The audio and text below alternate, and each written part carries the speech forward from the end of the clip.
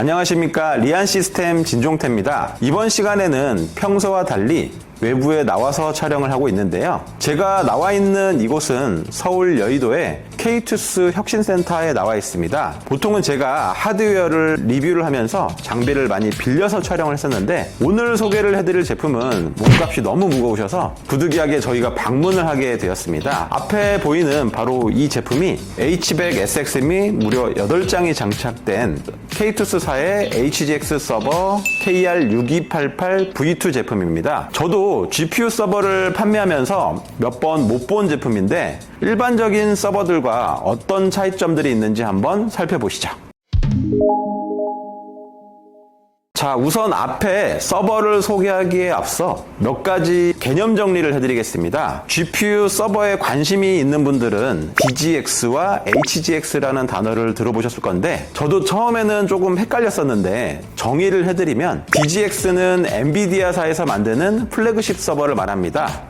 반면 HGX는 엔비디아의 인증을 받고 엔비디아 외의 제조사에서 만든 GPU 서버를 말하는데, 일반적으로는 DGX가 더 비싸고 HGX가 상대적으로 저렴합니다. 저렴하다고 해도 대략 한 5억 정도 하는데요. 요즘은 GPU 서버 영업을 하다 보면 금액이 억 단위가 자주 넘어가는데, 저도 이게 맞나 싶기도 합니다.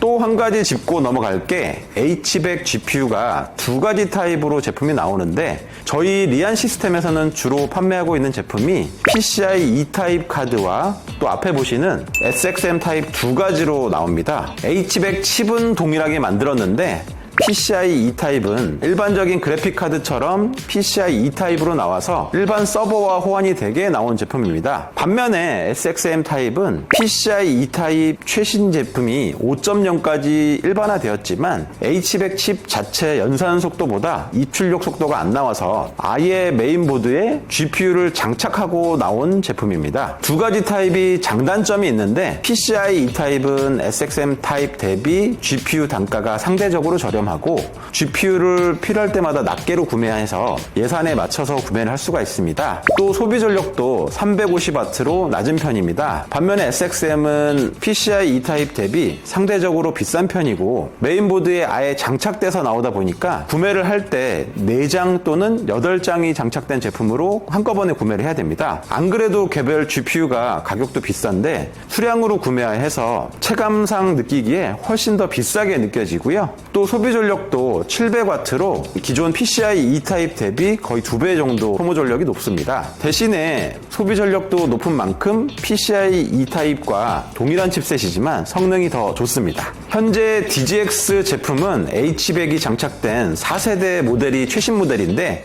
기존 3세대까지는 AMD CPU를 장착했었는데, 이번 4세대에는 인텔 제온 4세대 CPU가 장착이 되었습니다. 그리고 한 가지 재밌는 점은, DGX는 사양이 고정이 되어 있어서 H100SXM 8장과 인텔 8480 CPU 2개, 메모리 2TB, 그리고 인피니밴드 400G에서 변경을 못합니다. 아까 DGX보다 HGX가 저렴하다고 이야기한 이유 중에 하나가, HGX는 H100SXM은 고정이지만 CPU와 램, 인피니밴드를 본인이 원하는 대로 변경할 수가 있어서 금액도 상대적으로 저렴하고 선택의 폭도 넓습니다. 일단 이 정도로 개념을 설명해 드리고 HGX에 대한 외관 등을 자세히 설명드리겠습니다. HGX 서버는 6U 렉 타입으로 구성이 되어 있는데, 크게 두 가지 부분으로 나뉩니다. 맨 위에 2U 부분은 CPU와 램 그리고 디스크가 장착되는 부분입니다. K-투스 서버는 인텔과 AMD CPU로 선택이 가능하고, 전면의 디스크도 이 장비는 지금 2.5인치가 장착이 되어 있는데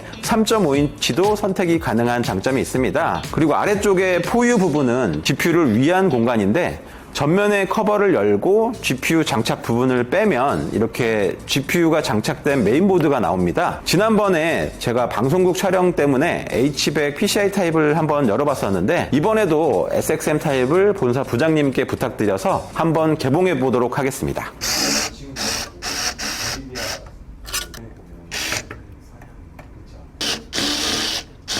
크게 안 맞았나 보네. 우와. 이렇게 되어 있어요. 그래서 카메라에 네, 이렇게 뜯으면 이렇게 되어 있고요. 여기 이제 히트싱크랑 이게 연결되어 있는 통으로 교체가 가능한 거죠. 여기 이런 게 이제 8개 있다고 보시면 돼요. 네, 저는 이제 자, 여러분 바로 이분이 H100 칩셋 부분인데요. 엔비디아 기술의 집약체네요. XXM은 발열도 상당해서 위에 히트싱크도 일반적인 CPU 히트싱크보다 더 큰 제품이 장착된 게 큰 특징이고요.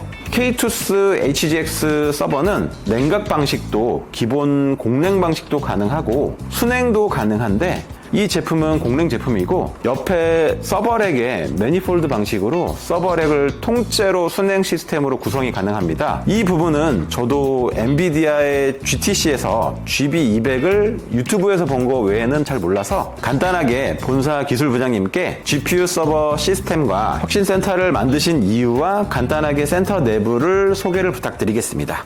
네, 안녕하세요. 안녕하세요.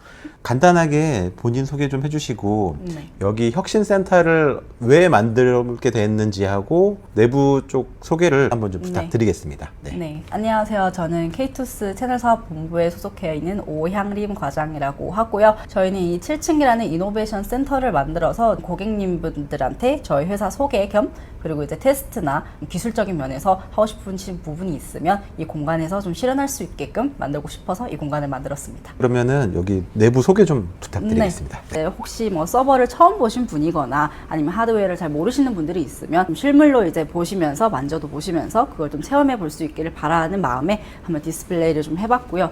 이쪽은 이제 일반 서버, 즉 이제 GPU가 들어가지 않는 이제 주요하게 CPU로 이제 동작을 하는 일반 서버라고 보시면 되고요. 가성비가 좋게 들어갈 수 있는 원유 서버, 좀 낮은 서버죠. 낮은 서버부터 가장 일반적인 투유 서버, 그리고 이제 스토리지나 이런 환경에 조금 더 적합한 스토리지 접는 서버로 이제 구성을 해보았습니다. 그리고 모니터에 나오는 거는 저희 좀 소프트웨어 제품인데요. IDC 센터에서 모니터링용으로 쓰고 있는 애플리케이션이라고 보시면 되고 좀 대규모인 데이터 센터에서 이제 전반적인 서버의 관리를 통합적으로 실현할 수 있다고 보시면 되겠습니다. 다음으로는 저희가 얘기를 해야 되는 GPU 서버 쪽이고요. PCI 타입으로 쓴다고 하면 저희 포유 서버를 많이 추천드리고 있고요. 뒤쪽에 보시면 이제 PCI 카드 형태로 하나씩 꽂아서 사용하실 수 있습니다. 그리고 이제 중간에는 엔비디아의 제품인 지금 보드 형태로 나오는 이제 H100 제품이고요. 이 제품은 저희의 이제 6U 서버의 6U 서버라고 하죠. 이 중간 부분에 바로 통째로 장착하여 사용하실 수 있게 만들고 있습니다. 다음으로는 저희가 요즘에는 또 리퀴드 쿨링이 좀 대세이다 보니까 리퀴드 쿨링 제품을 한번 더 전시를 해 보았는데요. 와중에 저희도 멀티노드 서버를 한번 또 가져와 보았습니다. 보시면 이렇게 관이 있는데 이쪽으로 액체가 순환을 하면서 온도를 낮춰주는 그런 역할을 하고 있습니다. 그리고 서버 뒷부분에는 이렇게 관이 또 하나가 배치되어 있어서 이쪽으로 액체가 들어가고 다시 이제 관으로 다시 들어와서 한번 순환하여 다시 액체가 나가는 형태로 진행을 하고 있습니다. 그리고 이런 서버가 있다고 하면 또 이제 IDC 센터에는 이런 서버들이 하나의 렉으로 또 이제 장착을 하여서 사용을 하고 있는데요.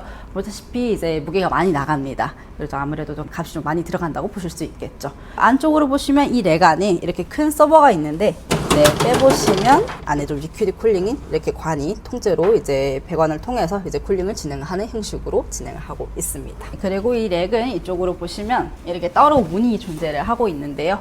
이제 서버가 있으면 안에 이제 액체가 있기 때문에 액체를 통해서 쿨링을 하고 있는 형식으로 보시면 되고 파란색이 쿨링을 하는 액체가 들어가면 빨간색으로 한번 순환이 되면 뜨거워진 물이 한번 나와서 네. 그리고 이쪽으로 한번 쿨링을 실행을 하여서 한번 다시 또 돌려주는 거죠. 네. 그러면 전반적으로 이 모든 서버들이 이제 액체를 통해서 이제 쿨링을 할 수 있는 효과를 볼 수 있겠습니다. 얘가 문이 꽤 두껍던데요? 아, 네. 이게 아무래도 순환을 해야 되다 요거 보니까 안에 이제 이것만 해도 굉장히 무겁습니다. 네. 뒤쪽에 컨트롤 패널도 별도로 따로 있는 것 같고요. 네, 맞아요. 네. 그래서 보시면 안쪽에 제일 아랫부분에 이렇게 액체를 넣을 수 있는 공간이 있는데요. 여기다 액체를 넣어서 그 위에 서버들을 이제 순환을 하게끔 하는 용도가 있겠습니다. 네, 이상입니다.